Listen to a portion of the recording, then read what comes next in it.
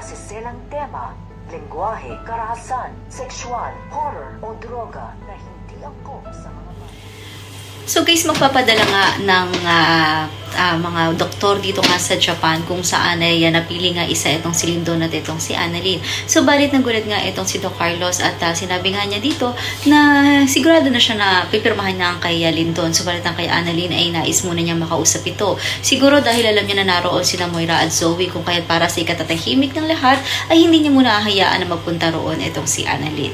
Habang ito namang si Giselle, kinakausap nga niya si Justin dahil pabalik na nga ito sa US at sinabi nga nito na kinakailangan niyang bumalik dahil may importante siyang job interview doon at nakiusap naman si Giselle na doon na lamang sa Apex Hospital nga ito magtrabaho at willing naman daw siyang kuhanin nito. So balit papayag nga ba si Justin at pabibigyan niya ng pagkakataon ng kanyang ina. So yan ang dapat nating abangan dito nga lang sa Abot Kamay na Pangarap.